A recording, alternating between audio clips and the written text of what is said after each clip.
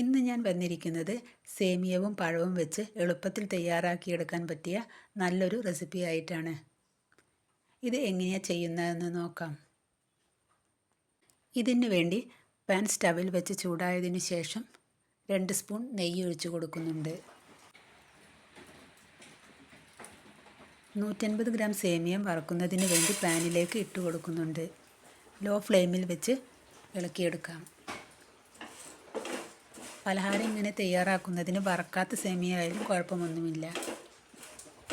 ഇങ്ങനെ ഇളക്കി കൊടുത്ത് കളർ മാറി വരുന്ന സമയത്ത് സ്റ്റവ് ഓഫ് ചെയ്യാവുന്നതാണ്. ഇത് ഇളം ബ്രൗൺ കളറായി വന്നിട്ടുണ്ട്. ഞാൻ സ്റ്റവ് ഓഫ് ചെയ്യുന്നുണ്ട്. ഈ സേമിയം വേവിച്ചെടുക്കുന്നതിന് വേണ്ടി ഒരു പാത്രത്തിൽ ഞാൻ 2 കപ്പ് വെള്ളം വെച്ചിട്ടുണ്ട്. തിളച്ച ഈ വെള്ളത്തിലേക്ക് ഞാൻ വറുത്തെടുത്ത സേമിയം ഇട്ട് കൊടുക്കുന്നുണ്ട്. സേമിയ ഇട്ട് കൊടുത്ത പാടെ തന്നെ ഒന്ന് ഇളക്കിയെടുക്കണം, ഇല്ലെങ്കിൽ കട്ട പിടിക്കും.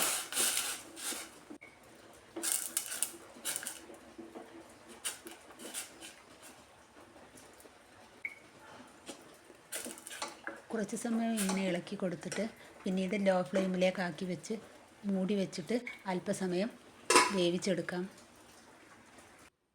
പിന്നീട് മൂടി തുറന്ന് നമ്മുടെ സേമിയ നന്നായി വെന്തിട്ടുണ്ട്. ഇതിലേക്ക് ഇതിനാവശ്യമായ പഞ്ചസാര ഇട്ട് കൊടുക്കുന്നുണ്ട്. ഞാൻ 2 സ്പൂൺ പഞ്ചസാരയാണ് ഇട്ട് കൊടുത്തിട്ടുള്ളത്. നന്നായി മിക്സ് ചെയ്തെടുക്കുന്നുണ്ട്. സേമിയ നന്നായി വെന്തിട്ടുണ്ട്. സ്റ്റവ് ഓഫ് ചെയ്യുന്നുണ്ട്. നമ്മൾ വേവിക്കുന്ന സമയത്ത് വെള്ളം കൂടുതലാണെങ്കിൽ അത് ഒരു അരിപ്പയിലിട്ടിട്ട് ഊറ്റിയെടുത്താൽ മതി.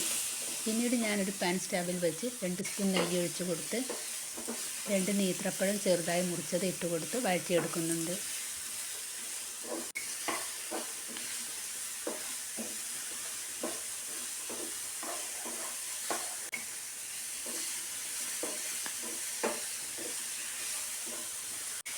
ഒന്ന് വെന്ത് വന്നതിന് ശേഷം ഇതിലേക്ക് ഞാൻ 1/2 കപ്പോളം തേങ്ങ ചിരകിയതും ചേർത്ത് കൊടുക്കുന്നുണ്ട്.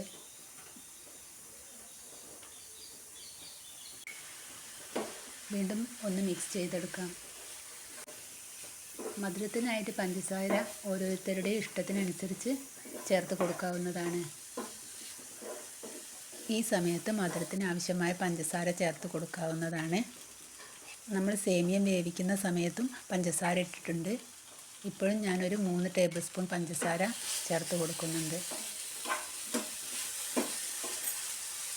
ഈ പഞ്ചസാര നന്നായിട്ട് അലിഞ്ഞിട്ട് തേങ്ങയുമായിട്ടൊന്ന് മിക്സായി വരണം. ഒരു നുള്ളു ഉപ്പും ഇട്ട് കൊടുത്തിട്ടുണ്ട്. ടേസ്റ്റിന് വേണ്ടി ഒരു നുള്ളു ഏലക്കാപ്പൊടിയും ഇട്ട് ഇളക്കിയെടുക്കുന്നുണ്ട്. ഇനി വേവിച്ച് വെച്ച സേമിയം ചേർത്ത് കൊടുത്ത് ഇളക്കിയെടുക്കാം. നമ്മൾ സേമിയം വേവിക്കുന്ന സമയത്ത് വെള്ളം കൂടുതലുണ്ടെങ്കിൽ അത് ഊറ്റിയെടുത്താൽ മതി. ഒരു അരിപ്പയിലോട്ട് സേമിയം ഇട്ടിട്ട് ഊറ്റിയെടുത്താൽ മതി. എൻ്റേത് വെള്ളം കറക്റ്റായി വന്നതുകൊണ്ട് അങ്ങനെ ഊറ്റിയെടുക്കേണ്ടി വന്നിട്ടില്ല.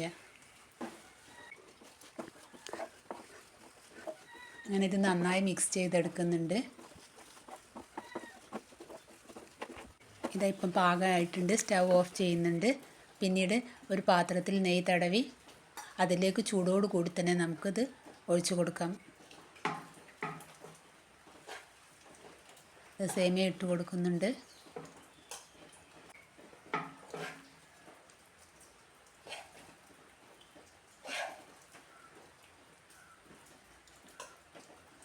അങ്ങനെ മുഴുവൻ സേമിയ ഇട്ട് കൊടുത്തതിന് ശേഷം നമുക്കതൊന്ന് പ്രസ് ചെയ്തെടുക്കാം.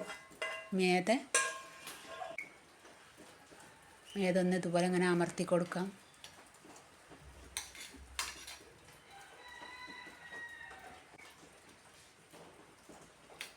പിന്നീട് ഒരു അരമണിക്കൂർ തണയുന്നതിന് വേണ്ടി വയ്ക്കാം. ഇപ്പം നന്നായി തണുത്തിട്ടുണ്ട്. നമുക്കതൊരു പ്ലേറ്റിലോട്ട് മാറ്റാം. പിന്നീട് നമുക്ക് ഇഷ്ടമുള്ള രീതിയിൽ ഇത് മുറിച്ചെടുക്കാം. ഇതുപോലെയാണ് മുറിച്ചെടുത്തിട്ടുള്ളത്. സൂപ്പർ ടേസ്റ്റാണ്. എല്ലാവർക്കും ഇഷ്ടാവുന്ന നല്ലൊരു പലഹാരമാണിത്.